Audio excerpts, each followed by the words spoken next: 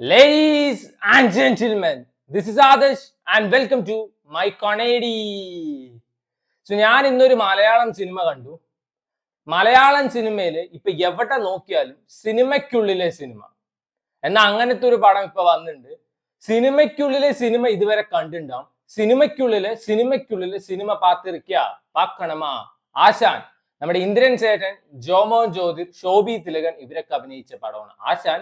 Sun നെക്സ്റ്റിലും Amazon പ്രൈമിലും available ആണ്. So ഇത് ഇപ്പോഴാണ് ഇന്ത്യയിൽ റിലീസായത്. ഔട്ട്സൈഡ് ഇന്ത്യ ഓൾറെഡി വന്നിട്ടുണ്ടായിരുന്നു. ഇപ്പൊ എവിടെ നോക്കിയാലും റംബൂട്ടാനാണ്, റംബൂട്ടാന്റെ സീസൺ ആണ്. അതേപോലെയാണ് ഇപ്പൊ മലയാളം സിനിമ. സിനിമയ്ക്കുള്ളിലെ സിനിമ പണ്ടാരം കണ്ടു മടുത്തു പറഞ്ഞാൽ മടുത്തു.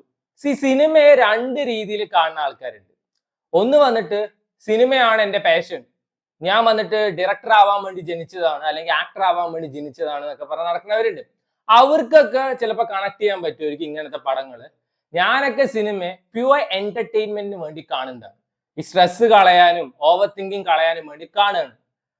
എനിക്ക് ഈ പണ്ടാരം സിനിമയ്ക്കുള്ളിലെ സിനിമ പറയുമ്പോൾ ഇറ്റ്സ് ആക്ച്വലി ബോറിങ്. ആൻഡ് ഞാൻ കേട്ടിട്ടുണ്ട് സിനിമാക്കാര് സിനിമ എടുക്കുന്നത് ഭയങ്കര കഷ്ടപ്പെട്ടിട്ടാണ്, കുറെ പൈസ ചെലവാക്കിയിട്ടാണ്. അവരുടെ കഷ്ടപ്പാടിനെ നമ്മൾ റെസ്പെക്ട് ചെയ്യണം. സിനിമാക്കാര് ദൈവങ്ങളൊന്നും അല്ല. At the end of the day എല്ലാവരും പൈസ ഉണ്ടാക്കുന്നത് കഷ്ടപ്പെട്ടിട്ട് തന്നെയാണ്. ഈ സിനിമ കാണാനുള്ള 100-200 കഷ്ടപ്പെട്ടിട്ട് തന്നെയാണ് ഉണ്ടാക്കുന്നത്. അല്ലാണ്ട് വീട്ടില് നോട്ടടിക്കുന്ന മെഷീനോ അല്ലെങ്കിൽ നോട്ട് കായ്ക്കുന്ന മരമൊന്നും ഇല്ല. സിനിമാക്കാര് മാത്രം കഷ്ടപ്പെടുമ്പോ അത് പെരിയ കാര്യം. ബാക്കിയുള്ളവർ കഷ്ടപ്പെടുന്ന സമയത്ത് അയ്യോ അതെന്ത്?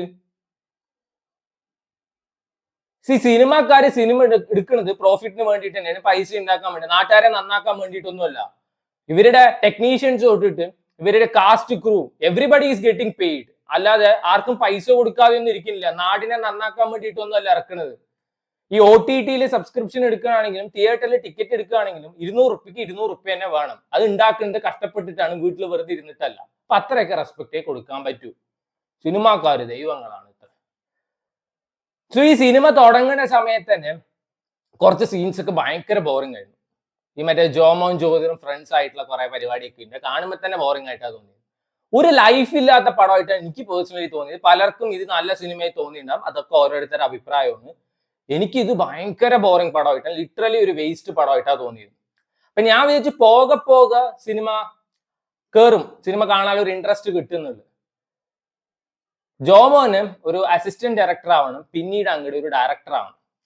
അതിനു വേണ്ടിയിട്ട് ഇങ്ങനെ തേരാപ്പാര നടക്കുമ്പോഴാണ് കിണറുള്ള ഒരു ഫ്ലാറ്റ് തപ്പി പിടിച്ച് കൊടുത്തു കഴിഞ്ഞു വെച്ചാൽ AD ആക്കാ പറയുന്നത്. പിന്നെ അത് തപ്പിപ്പിടിക്കലും ആ ഫ്ലാറ്റ് തപ്പിപ്പിടിക്കാൻ പോകുമ്പോൾ അവിടുത്തെ കെയർടേക്കറാണ് നമ്മുടെ ഇന്ദ്രൻ ചേട്ടൻ.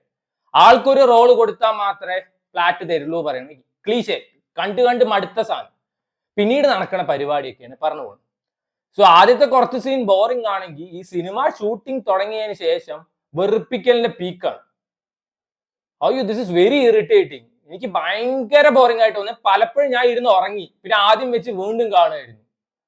ഇതിൽ ജോമോന്റെ ക്യാരക്ടർ ആദ്യം കരയുന്ന ഒരു സീൻ ഉണ്ട് ഈ സിനിമയുടെ പൂജ നടക്കുമ്പോൾ. യജ്ജാതി കിടു പെർഫോമൻസ് ആയിട്ടാണ് തോന്നിയത്. പിന്നീട് അങ്ങോട്ട് ഉള്ളി അരിയാണ് തോന്നുന്നത് ആളുടെ പണി.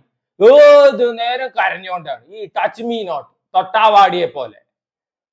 ഒരു തവണ കാണിക്കുമ്പോൾ ദാറ്റ്സ് ഫൈൻ, 2 വട്ടം കാണിക്കുമ്പോൾ ദാറ്റ്സ്. ഇത് സിനിമ ത്രൂ ഔട്ട് കരയാൻ വേണ്ടി ഒരു ക്യാരക്ടർ.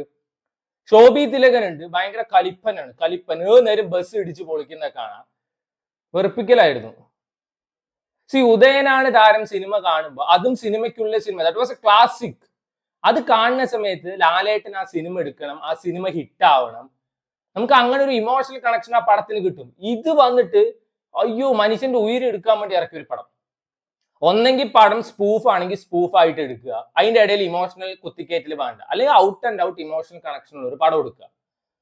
ഇന്ദ്രൻ ചേട്ടൻ വാസ് നൈസ്. ഇന്ദ്രൻ ചേട്ടൻ നന്നായിട്ട് തന്നെ പെർഫോം ചെയ്ത്, ചില പോർഷൻസ് ഒക്കെ അടിപൊളിയായിരുന്നു. അങ്ങേരെ ക്യാരക്ടർ വരെ ചില സമയത്ത് വെറുപ്പിക്കലായിട്ട് തോന്നി. ആൻഡ് സോഷ്യൽ മീഡിയയിലുള്ള കുറെ എണ്ണങ്ങളെ ഈ സിനിമയിൽ കൊണ്ടുപോയിട്ട് മെഴുകു പ്രതിമകളെ പോലെ പ്രതിഷ്ഠിച്ചത് എന്തിനാണെന്ന് എനിക്ക് മനസ്സിലായി. ഒന്നും ചെയ്യാൻ, ഇവൻ ഡയലോഗ് പോലും ഇല്ല. കക്ക കിണിക്കാൻ വേണ്ടിയിട്ടൊക്കെ കുറെ ക്യാരക്ടർ വന്നിട്ടുണ്ട്. ഇതിലെ നായകനായിട്ട് ഒരാൾ അഭിനയിച്ചിട്ടുണ്ട്, അൺസഹിക്കബിൾ. തൊഴുതിട്ട് ഇറങ്ങി പോവാനാ തോന്നിയത്. ഞാൻ പറഞ്ഞില്ല, സിനിമ റിലേറ്റഡ് ഫീൽഡിൽ വർക്ക് ചെയ്യുന്നവർ അല്ലെങ്കിൽ സിനിമയിൽ കയറുന്നവർ, സിനിമ ഒരു പാഷനായി കാണുന്നവർക്കൊക്കെ ചിലപ്പോൾ ഇത് കാണുമ്പോൾ ഇമോഷണൽ കണക്ഷൻ കിട്ടും, അല്ലെങ്കിൽ ഈ സിനിമ വർക്കാവും. ഞാൻ എന്റർടൈൻമെന്റിനാ പടം കാണുന്നത്. എനിക്കിത് വൻ വെറുപ്പിക്കലായിട്ടാണ് തോന്നിയത്. ഒരു കാര്യം മാത്രമേ ഈ സിനിമയിൽ ഒരു പോസിറ്റീവായി തോന്നിയത് അനാവശ്യമായിട്ടുള്ള കോപ്രായത്തരം റൊമാൻസ് ഇല്ല, നായികയും പരിപാടിയൊന്നുമില്ല. അത് വളരെ നല്ലൊരു കാര്യമായിട്ട് തോന്നി. ടുവേർഡ്സ് സെക്കൻഡ് ഹാഫ് ആവുമ്പോൾ പടത്തിന്റെ ജോണറെ മാറി, പടത്തിന്റെ ജോണർ കംപ്ലീറ്റ് ആയിട്ട് മാറി. ആൻഡ് പിന്നെ എന്തൊക്കെയൊക്കെ കാട്ടിക്കൂട്ടി അവസാനം പടം കഴിഞ്ഞു. ഇത് 2.5 മണിക്കൂർ എന്തോ ഉണ്ട്. ഇത് ഒന്നും കൂടി ട്രിം ചെയ്തിട്ട് ഒരു 1.5 മണിക്കൂറൊക്കെ ആക്കിയിട്ട് വെച്ചാൽ കണ്ടു തീർക്കാൻ കുറച്ച് എളുപ്പമായി. ഞാൻ പറഞ്ഞത് സിനിമയ്ക്കുള്ളിലെ സിനിമ എന്താണെന്ന് ഈ സിനിമ കാണുമ്പോൾ മനസ്സിലാവും. At the end of the day ഓരോരുത്തർക്കും ഓരോ രീതിയാണ്. കണ്ടു നോക്കുക, ചിലപ്പോൾ ഇഷ്ടപ്പെടാം, ഇഷ്ടപ്പെടാതിരിക്കാം. സോ ആശാൻ ഈ streaming on Amazon Prime and Sun next.